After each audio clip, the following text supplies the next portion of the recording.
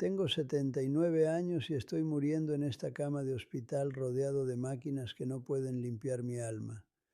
Fui obispo durante más de 5 décadas y permití que miles de personas besaran mi mano creyendo que yo estaba más cerca de Dios. Pero la verdad es que soy un cobarde que ayudó a pisotear a un hombre justo para no perder su poder.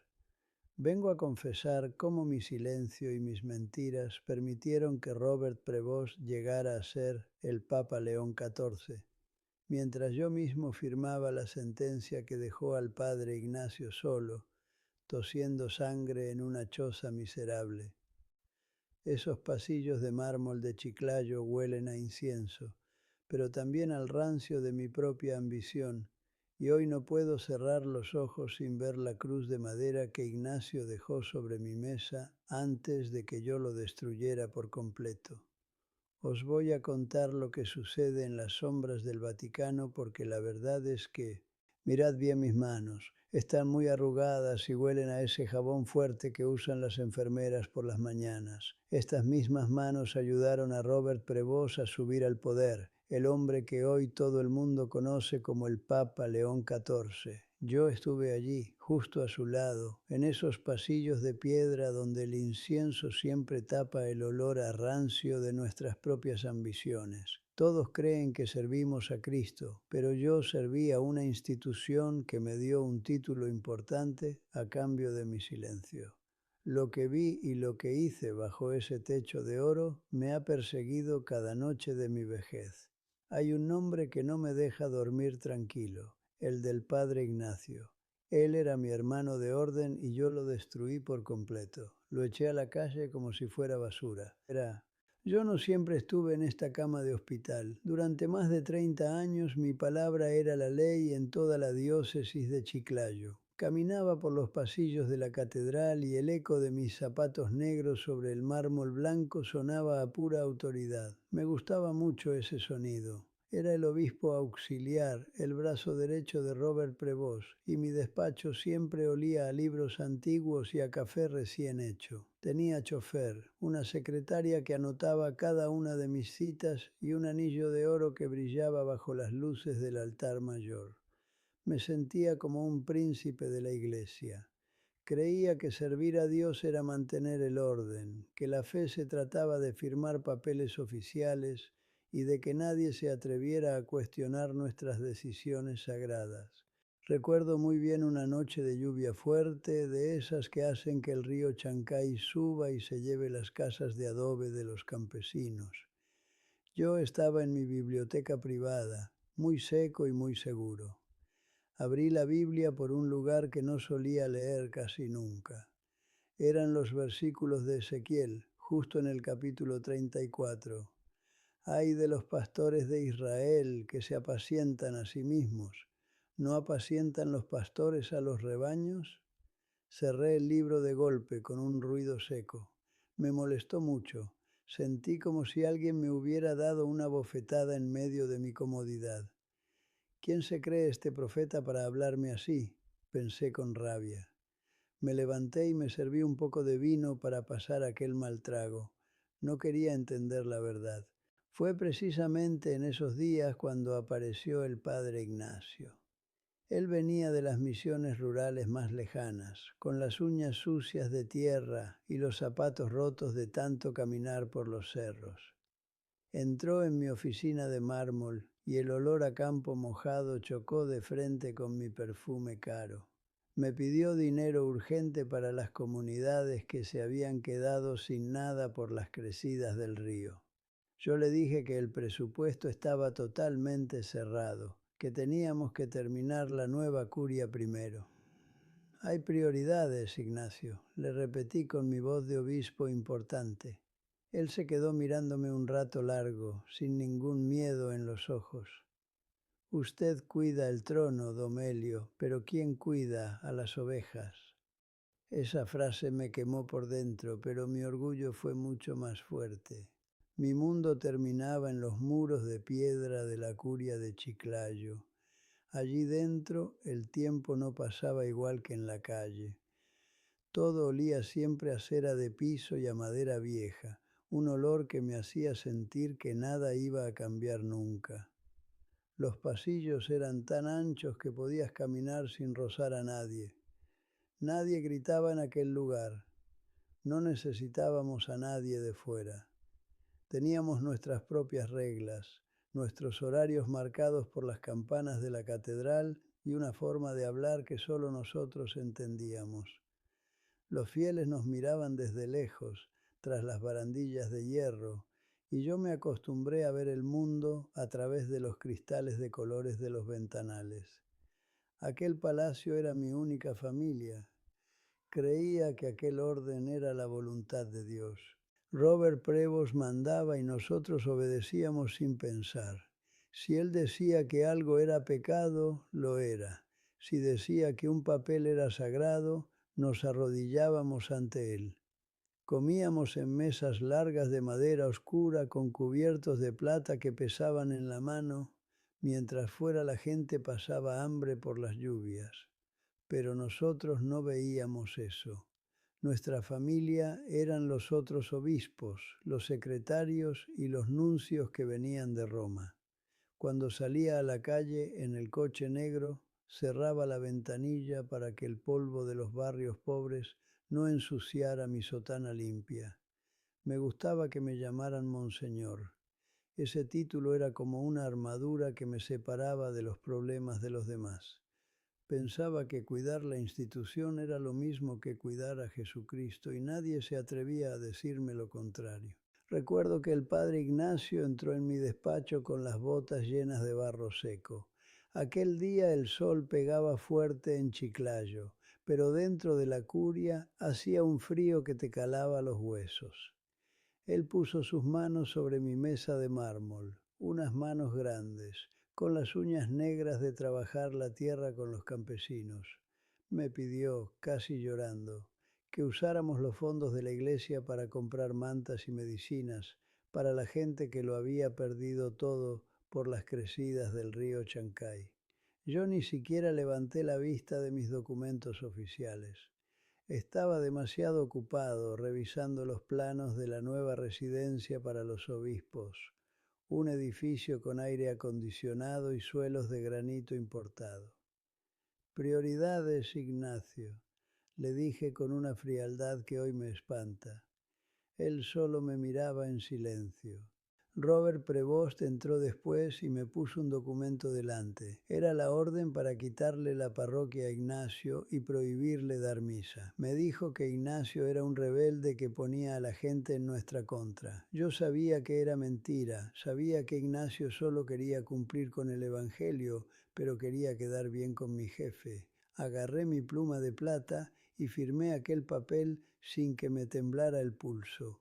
Ignacio se acercó a la mesa y me preguntó en voz baja, ¿usted cree que Dios vive en este palacio? Yo le cerré la carpeta con un golpe seco que retumbó en las paredes de madera.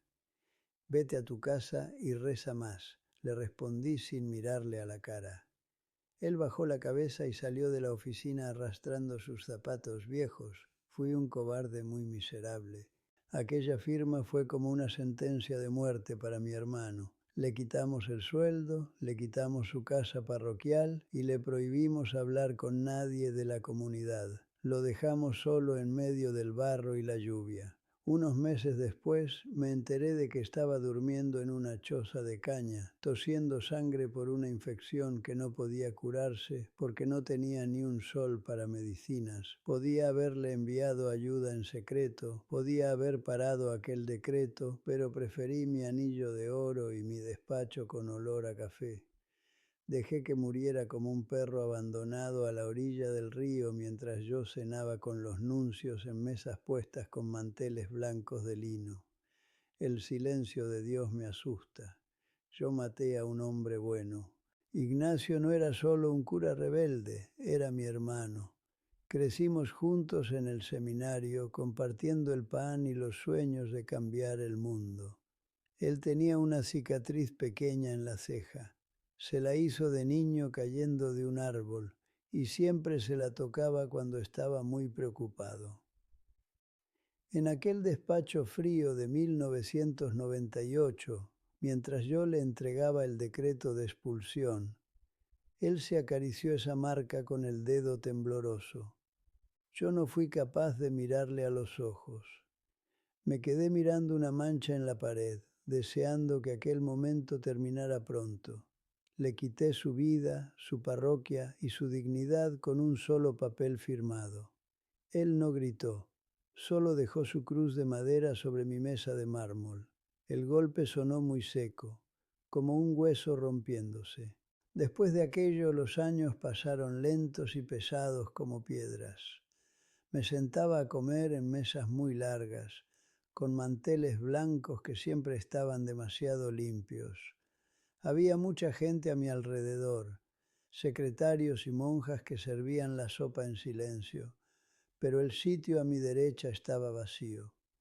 Recuerdo que a Ignacio le gustaba mojar el pan en el caldo, haciendo un ruido pequeño que a mí siempre me ponía nervioso.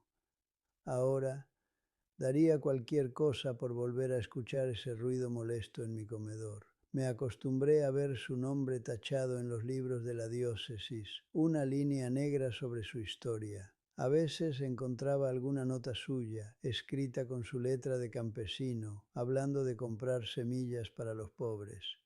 Yo las rompía rápido para no sentir aquel vacío tan grande. Lo peor no fue su muerte, sino el silencio que se quedó después. Supe por un sacristán que Ignacio murió en una choza, tapado con una manta vieja que olía a humo y a enfermedad. Yo tenía mantas de lana en mi cama de obispo, pero sentía más frío que él. Nunca fui a verle.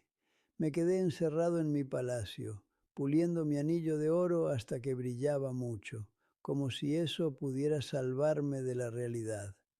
Ahora que estoy aquí, en este hospital, cierro los ojos y veo su cara en aquel último momento. Tenía los dedos manchados de tierra, porque seguía plantando flores en el barro hasta el final. Yo tengo las manos limpias, pero las siento manchadas de algo que no se quita con jabón. He ganado el mundo entero, pero he perdido al único hombre que me quería de verdad. Tengo 79 años y he pasado más de 50 con esta ropa negra que ya me pesa demasiado. Me llamo Helio y fui obispo de la iglesia. Durante décadas la gente se arrodillaba para besar mi anillo de oro, pensando que mi mano estaba más cerca de Dios que la suya. Pero hoy, mientras escucho este pitido constante del monitor aquí en el hospital de Chiclayo, me doy cuenta de que ese anillo pesaba más que mi conciencia. Os voy a contar algo que nunca dije en ninguna de mis catedrales. He servido a varios papas, he firmado decretos que cambiaron vidas y me senté en sillones de mármol frío, pero me estoy muriendo sabiendo que he mentido a todo el mundo. No vengo a daros una bendición, vengo a confesarme. Mientras el mundo aplaudía a los grandes, yo ayudé a pisotear a un hombre justo. Mirad bien mis manos, están muy arrugadas y huelen a ese jabón fuerte que usan las enfermeras por las mañanas. Estas mismas manos ayudaron a Robert Prevost a subir al poder, el hombre que hoy todo el mundo conoce como el Papa León XIV. Yo estuve allí, justo a su lado, en esos pasillos de piedra donde el incienso siempre tapa el olor a rancio de nuestras propias ambiciones. Todos creen que servimos a Cristo, pero yo serví a una institución que me dio un título importante a cambio de mi silencio. Lo que vi y lo que hice bajo ese techo de oro me ha perseguido cada noche de mi vejez. Hay un nombre que no me deja dormir tranquilo, el del padre Ignacio. Él era mi hermano de orden y yo lo destruí por completo. Lo eché a la calle como si fuera basura. Yo no siempre estuve en esta cama de hospital. Durante más de 30 años mi palabra era la ley en toda la diócesis de Chiclayo. Caminaba por los pasillos de la catedral y el eco de mis zapatos negros sobre el mármol blanco sonaba a pura autoridad. Me gustaba mucho ese sonido. Era el obispo auxiliar, el brazo derecho de Robert Prevost, y mi despacho siempre olía a libros antiguos y a café recién hecho. Tenía chofer, una secretaria que anotaba cada una de mis citas y un anillo de oro que brillaba bajo las luces del altar mayor. Me sentía como un príncipe de la iglesia. Creía que servir a Dios era mantener el orden, que la fe se trataba de firmar papeles oficiales y de que nadie se atreviera a cuestionar nuestras decisiones sagradas.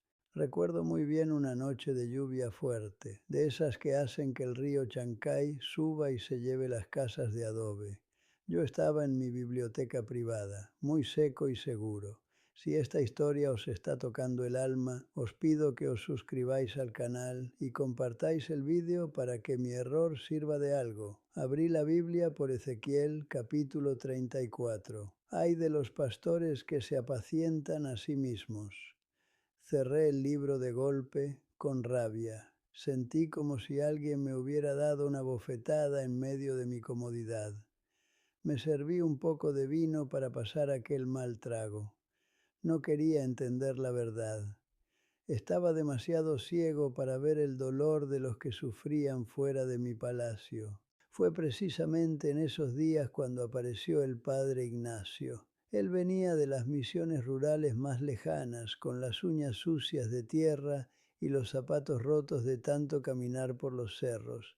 Entró en mi oficina de mármol y el olor a campo mojado chocó de frente con mi perfume caro. Me pidió dinero urgente para las comunidades que se habían quedado sin nada por las crecidas del río. Yo le dije que el presupuesto estaba totalmente cerrado, que teníamos que terminar la nueva curia primero. Hay prioridades, Ignacio, le repetí con mi voz de obispo importante. Él se quedó mirándome un rato largo, sin ningún miedo en los ojos. Usted cuida el trono, Domelio, pero ¿quién cuida a las ovejas? Esa frase me quemó por dentro, pero mi orgullo fue mucho más fuerte. Mi mundo terminaba en los muros de piedra de la curia de Chiclayo. Allí dentro el tiempo no pasaba igual que en la calle. Todo olía siempre a cera de piso y a madera vieja, un olor que me hacía sentir que nada iba a cambiar nunca. Los pasillos eran tan anchos que podías caminar sin rozar a nadie. Nadie gritaba en aquel lugar. No necesitábamos a nadie de fuera. Teníamos nuestras propias reglas, nuestros horarios marcados por las campanas de la catedral y una forma de hablar que solo nosotros entendíamos. Los fieles nos miraban desde lejos, tras las barandillas de hierro, y yo me acostumbré a ver el mundo a través de los cristales de colores de los ventanales. Aquel palacio era mi única familia. Creía que aquel orden era la voluntad de Dios. Robert Prevost mandaba y nosotros obedecíamos sin pensar. Si él decía que algo era pecado, lo era. Si decía que un papel era sagrado, nos arrodillábamos ante él. Comíamos en mesas largas de madera oscura con cubiertos de plata que pesaban en la mano, mientras fuera la gente pasaba hambre por las lluvias. Pero nosotros no veíamos eso. Nuestra familia eran los otros obispos, los secretarios y los nuncios que venían de Roma. Cuando salía a la calle en el coche negro, cerraba la ventanilla para que el polvo de los barrios pobres no ensuciara mi sotana limpia. Me gustaba que me llamaran Monseñor. Ese título era como una armadura que me separaba de los problemas de los demás. Pensaba que cuidar la institución era lo mismo que cuidar a Jesucristo y nadie se atrevía a decirme lo contrario. Recuerdo que el padre Ignacio entró en mi despacho con las botas llenas de barro seco. Aquel día el sol pegaba fuerte en Chiclayo, pero dentro de la curia hacía un frío que te calaba los huesos. Él puso sus manos sobre mi mesa de mármol, unas manos grandes, con las uñas negras de trabajar la tierra con los campesinos. Me pidió, casi llorando, que usáramos los fondos de la iglesia para comprar mantas y medicinas para la gente que lo había perdido todo por las crecidas del río Chancay. Yo ni siquiera levanté la vista de mis documentos oficiales. Estaba demasiado ocupado revisando los planos de la nueva residencia para los obispos, un edificio con aire acondicionado y suelos de granito importado. Prioridades, Ignacio. le dije con una frialdad que hoy me espanta. Él solo me miraba en silencio. Robert Prevost entró después y me puso un documento delante. Era la orden para quitarle la parroquia a Ignacio y prohibirle dar misa. Me dijo que Ignacio era un rebelde que ponía a la gente en nuestra contra. Yo sabía que era mentira, sabía que Ignacio solo quería cumplir con el Evangelio, pero quería quedar bien con mi jefe. Agarré mi pluma de plata y firmé aquel papel sin que me temblara el pulso. Ignacio se acercó a la mesa y me preguntó en voz baja, ¿usted cree que Dios vive en este palacio? Yo le cerré la carpeta con un golpe seco que retumbó en las paredes de madera. Vete a tu casa y reza más, le respondí sin mirarle a la cara. Él bajó la cabeza y salió de la oficina arrastrando sus zapatos viejos. Fui un cobarde muy miserable. Y aquella firma fue como una sentencia de muerte para mi hermano. Le quitamos el sueldo, le quitamos su casa parroquial y le prohibimos hablar con nadie de la comunidad. Lo dejamos solo en medio del barro y la lluvia. Unos meses después me enteré de que estaba durmiendo en una choza de caña, tosiendo sangre por una infección que no podía curarse porque no tenía ni un sol para medicinas. Podía haberle enviado ayuda en secreto, podía haber parado aquel decreto, pero preferí mi anillo de oro y mi despacho con olor a café. Dejé que muriera como un perro abandonado a la orilla del río, mientras yo cenaba con los nuncios en mesas puestas con manteles blancos de lino. El silencio de Dios me asusta. Yo maté a un hombre bueno. Ignacio no era solo un cura rebelde, era mi hermano. Crecimos juntos en el seminario, compartiendo el pan y los sueños de cambiar el mundo. Él tenía una cicatriz pequeña en la ceja, se la hizo de niño cayendo de un árbol y siempre se la tocaba cuando estaba muy preocupado. En aquel despacho frío de 1998, mientras yo le entregaba el decreto de expulsión, él se acarició esa marca con el dedo tembloroso. Yo no fui capaz de mirarle a los ojos. Me quedé mirando una mancha en la pared, deseando que aquel momento terminara pronto. Le quité su vida, su parroquia y su dignidad con un solo papel firmado. Él no gritó, solo dejó su cruz de madera sobre mi mesa de mármol. El golpe sonó muy seco, como un hueso rompiéndose. Después de aquello, los años pasaron lentos y pesados como piedras. Me sentaba a comer en mesas muy largas con manteles blancos que siempre estaban demasiado limpios. Había mucha gente a mi alrededor, secretarios y monjas que servían la sopa en silencio, pero el sitio a mi derecha estaba vacío.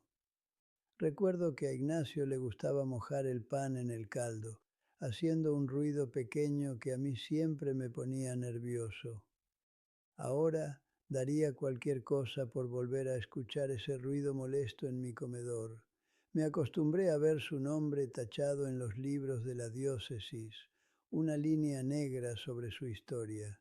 A veces encontraba alguna nota suya, escrita con su letra de campesino, hablando de comprar semillas para los pobres.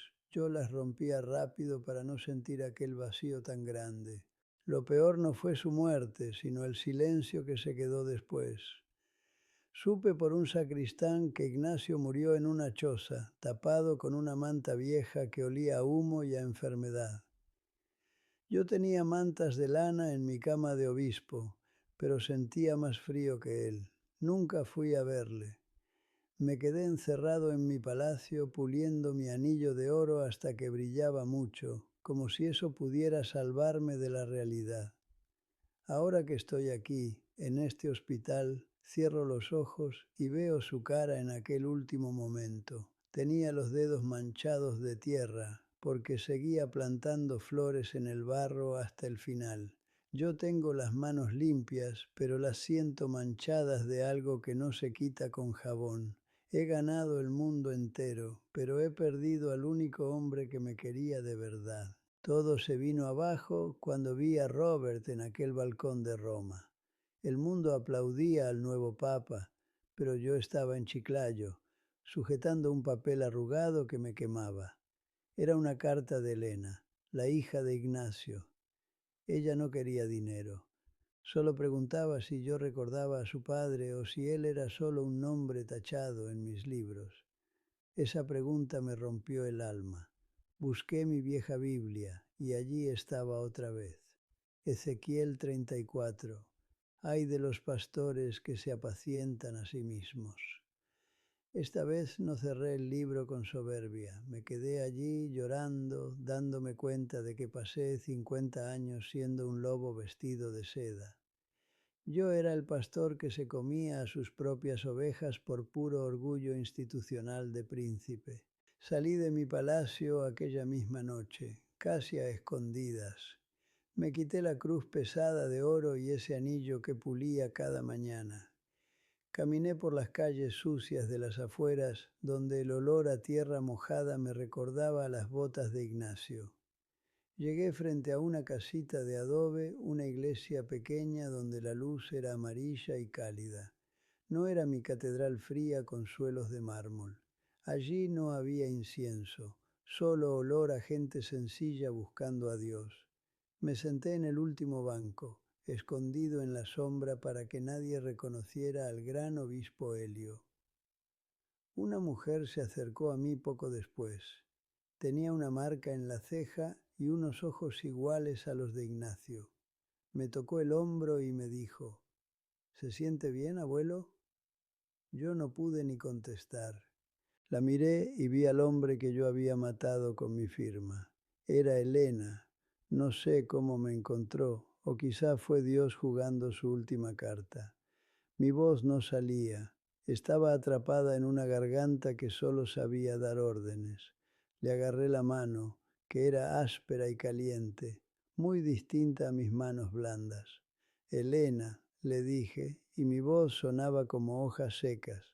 Perdóneme, le supliqué, mientras las lágrimas me mojaban la camisa. Yo me equivoqué, repetí una y otra vez. Ella no dijo nada durante un rato largo. Se quedó allí sentada, sujetando la mano del hombre que destruyó a su familia. En aquel cuarto de adobe encontré por fin al Jesús que yo mismo había echado a patadas de mi propia catedral. Mi mundo de mármol se acabó para siempre. Estoy aquí sentado en una silla de madera vieja en la casa de Elena, la hija de Ignacio. Ya no hay mármoles fríos, ni secretarios que me abran la puerta, ni incienso que tape la realidad. Aquí huele a guiso y a ropa limpia secándose al sol. Elena me mira con los mismos ojos que su padre, y aunque mis pulmones ya no aguantan mucho más, por primera vez en 80 años, siento que puedo respirar de verdad. He dejado mi cargo, mis títulos y ese anillo de oro que solo servía para alejarme de la gente. Ahora soy solo Helio, un anciano que ha encontrado a Jesús en el perdón de la familia que él mismo destruyó. La gracia no borra mis pecados, pero me permite morir sabiendo que Dios no vive en los palacios, sino en el corazón de los que saben pedir perdón.